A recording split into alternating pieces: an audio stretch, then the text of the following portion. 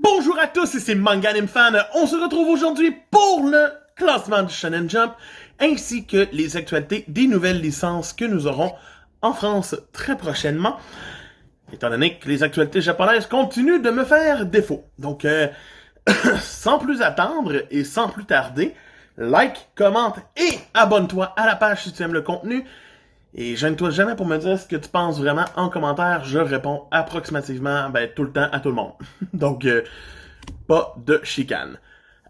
On se retrouve maintenant pour le classement du Shonen Jump numéro 47.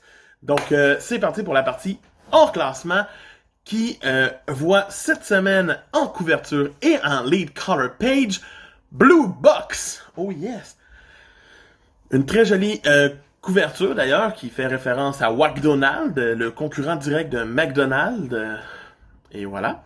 Et une belle page de couleur pour célébrer l'Halloween. On est déjà rendu là, oui. La semaine prochaine, on va sûrement avoir d'autres pages couleurs de l'Halloween.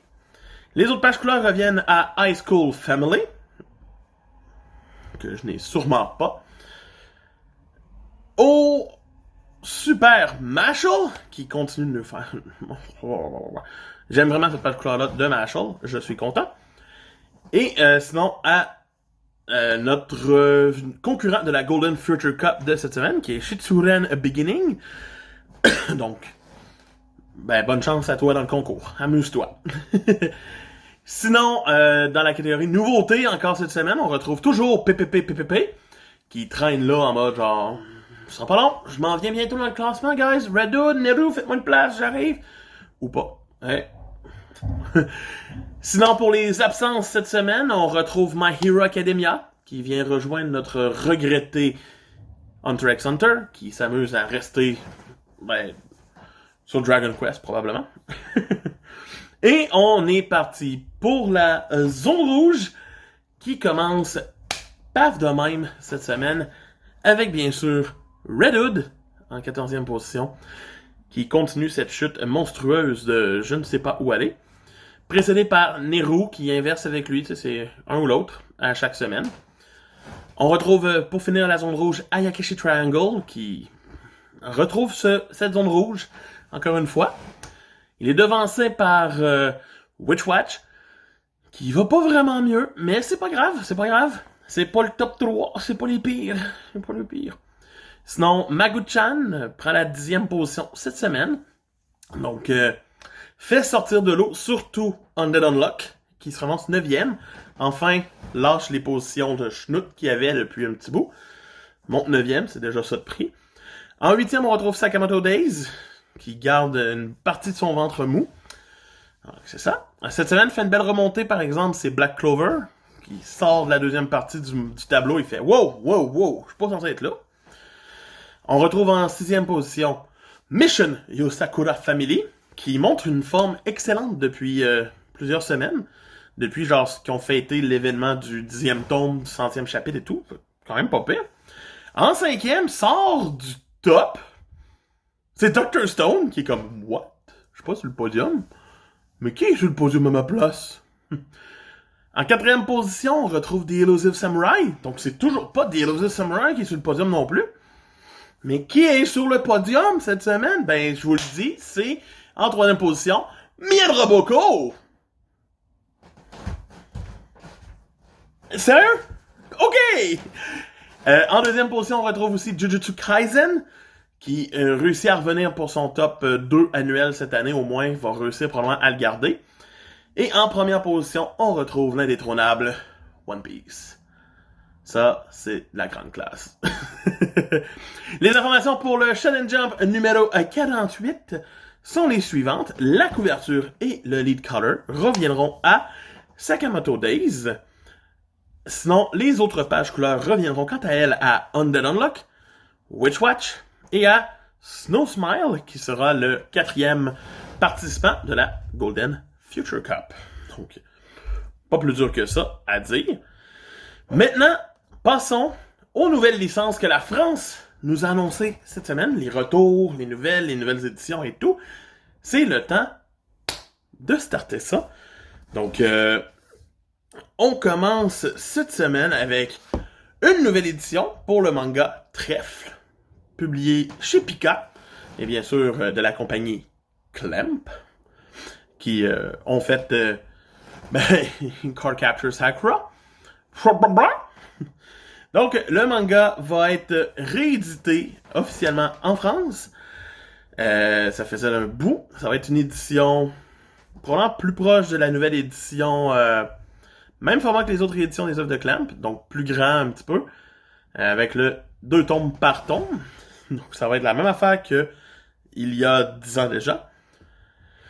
Le tome 1 va sortir le 12 janvier 2022 et le tome 2 sortira en mars.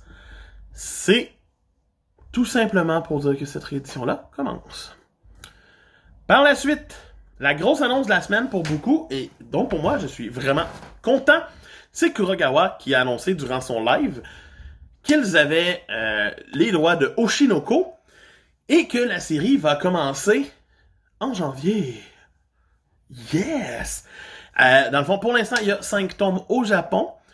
C'est une série qui a été scénarisée par l'auteur de Kaguya-sama. Donc, j'ai vraiment hâte. J'aime vraiment les 2 premiers tomes de Kaguya. J'ai hâte de voir ce que l'auteur est capable de faire qui n'est pas Kaguya. Et c'est dessiné par Mengo Yokohari, qui a fait No Control puis Scum Wish. Ouais, Scum Wish. Les 2 premiers tomes vont sortir le 13 janvier en France. J'ai hâte de les avoir en mars-avril au Québec. Je vais sauter dessus, c'est sûr. Les dessins m'attirent beaucoup.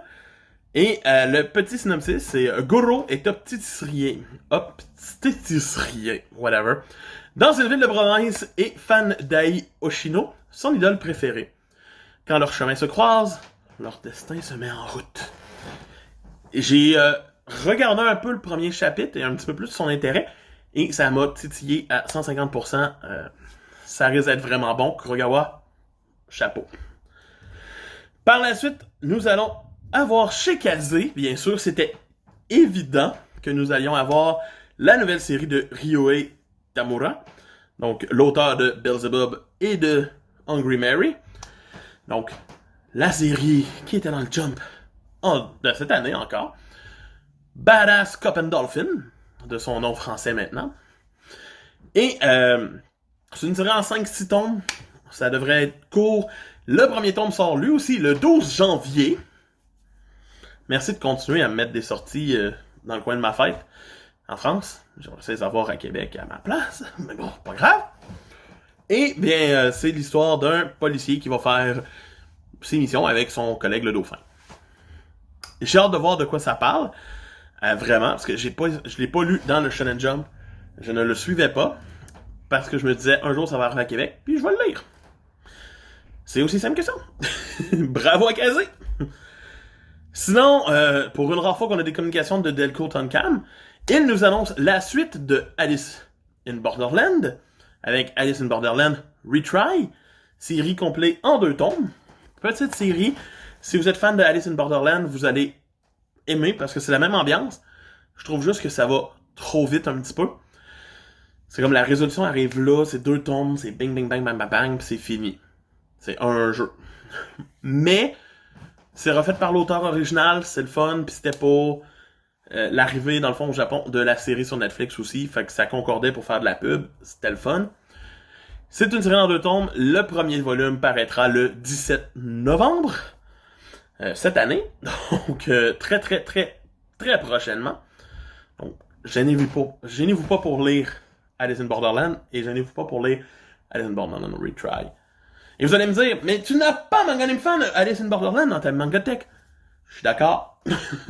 Je l'ai lu online l'année passée, et je prévois de la racheter très bientôt. J'ai hâte d'ailleurs. Par la suite, l'auteur Daruma Matsuura revient chez Kiyun.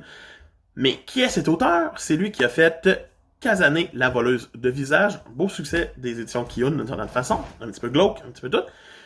Revient l'année prochaine, le 3 février 2022, avec sa nouvelle œuvre, La danse du soleil et de la lune. Donc ça a commencé en 2020 au Japon, et il y a actuellement 3 tomes. C'est une série qui parle d'un samouraï, l'honneur est important, et que Konosuke aspire à vivre selon la valeur de sa caste, mais un secret honteux l'en empêche, le métal se tord à proximité de sa peau.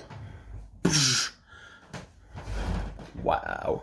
J'ai bien hâte de voir de quoi ça parle. Ça pourrait être intéressant. Kazane m'attire encore. J'ai jamais lu Kazane. Je voudrais. Quand vous voyez, j'ai beaucoup de mangas. Et c'est un peu dur aussi, côté budgétaire, de continuer d'acheter. Donc on essaie de se calmer des fois.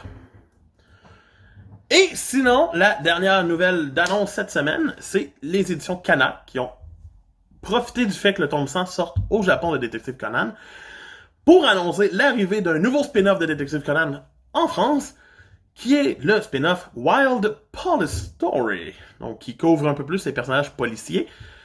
On aura eu les criminels, on va avoir les policiers, et on a le détective. C'est parfait. Un beau mix. Ce premier tome de Wild Story sortirait en avril 2022. C'est une petite série en 2 tomes. Ça va... C'est pas une grosse série, mais ça ne peut qu'être sympathique, j'en suis certain. J'aime beaucoup les Détectives Conan, j'ai hâte de continuer. Quand je vais réussir à trouver le tome 30 au Québec, je vais continuer, je le jure. Mais c'est ça. Et c'était donc cela, les actualités cette semaine. Ça fait des belles actualités quand même. Moi, je vous souhaite de me retrouver demain pour la manga lecture de la semaine.